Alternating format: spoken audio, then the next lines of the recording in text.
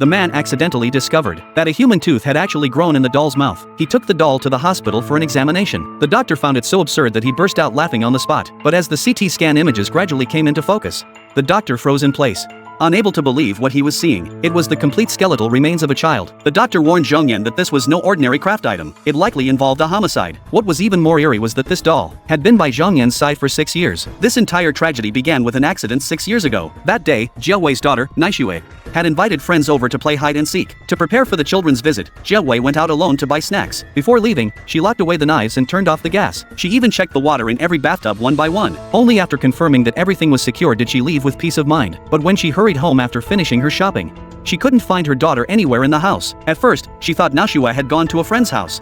But after searching everywhere, she realized her daughter was missing. When she asked the children who had been playing hide and seek with her, they said Naixue had hidden but never reappeared. Jiaowei immediately called the police to search for her daughter. She searched every corner of the house, and, in the laundry room, witnessed a scene that left her devastated. The washing machine door was locked,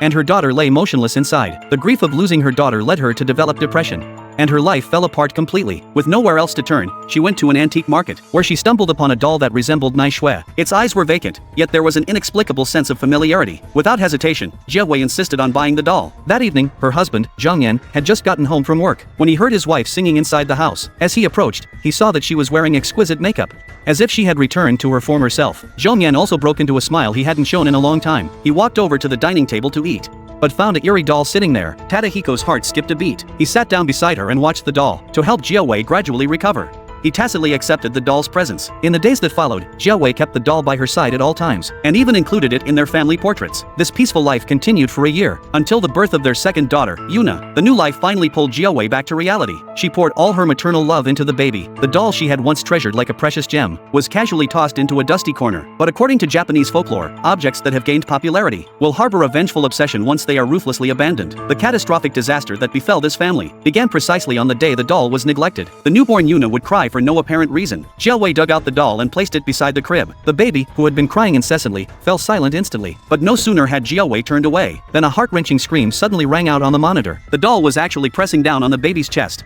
leaving bloodstains where it had strangled her neck. Jiaowei's mother-in-law ordered her son to lock the doll in a box and seal it away deep inside the storage room. Time quickly fast-forwarded 5 years. Yuna had grown into a 5-year-old girl. One day, while playing with marbles at home, she accidentally stumbled upon the long-forgotten doll. The moment Jiaowei saw the doll again, she was terrified. She noticed that the doll's short hair had turned into long hair, and its fingernails had become sharp and long. Since so much time had passed, Jiaowei thought she might be mistaken. Late that night, as Jiaowei lay fast asleep, she suddenly felt a body wriggle into her arms. She thought it was Yuna running to find her mother, but the cold, hard sensation instantly filled her with terror. The next day, while Yuna was at kindergarten, to rid herself of this evil entity once and for all, she watched with her own eyes as the doll was thrown into the garbage truck. But not long after the truck had left the neighborhood, a sanitation worker accidentally fell into the compactor. Even more terrifying was that Yuna, who should have been at kindergarten, walked out of the accident scene clutching the doll. Jiaowei realized she could never truly get rid of it. As soon as she walked through the door, Yuna started clamoring to play hide and seek, just as her daughter had hidden.